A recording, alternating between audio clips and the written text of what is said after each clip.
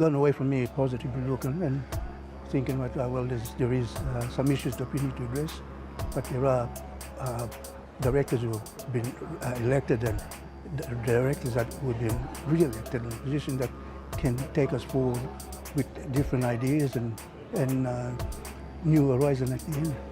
See, I reckon we've got to start thinking about self-determination in a different way than we have in the past. And for me, the easiest way to explain this is to say we measure the effectiveness of self-determination by how the most vulnerable in a community are participating.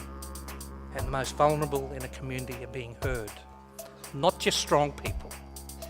Because I've seen self-determination for the strong, I think all of us have. And I'd say self-determination for only the strong isn't self-determination at all. It's probably another form of dictatorship. For me, Congress should be our shield and sword to make sure that there's a level playing field and there's fairness. Important considerations for economic development when we look at is ensure that we have positive social and cultural impacts, that we learn from mistakes of the past and create an economic future.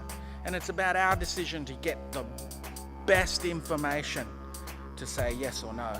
The Declaration talks clearly about recognising our right to carry out our cultural practice and the responsibilities of states and governments to support this. We as a people need to be standing up and doing our own business, taking control of our future. We need the government support, but we don't need government to teach our young people about respect.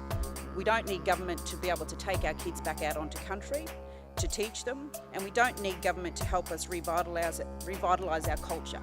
That is up to us. In order for Aboriginal and Torres Strait Islander cultures to continue, we need to transfer the knowledge and the legacy to young people. We need to give them the opportunities and the voice to be able to say, you know what, our old people did this and they fought hard for this.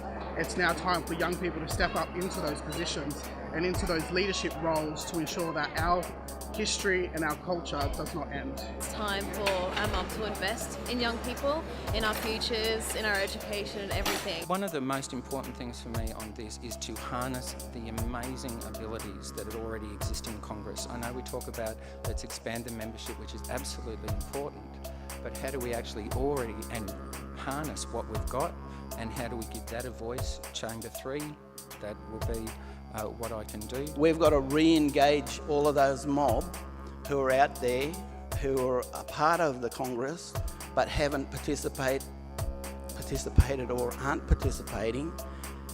And then we've got to re-engage or engage with the mob who are out there that we need to come to the fold to strengthen this organisation. We've been extremely efficient in our spending, given we've got a large expenditure, but yet still delivered some major outcomes in a short amount of time given our limited resources. So I think that's something that all of Congress, Secretariat and Directors should be proud of.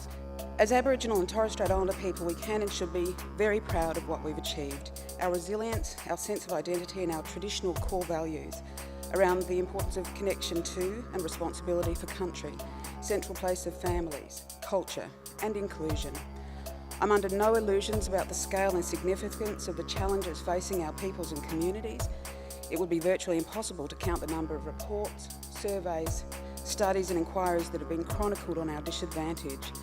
But I also believe that there is nothing so broken about us that it can't be fixed or made demonstrably better by working together.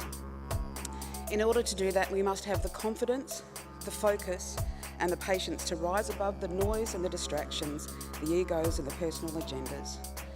For our people, I want vibrant communities where families are safe and secure, where we celebrate success and diversity in every sphere of life, where we learn from our mistakes and where we believe in each other.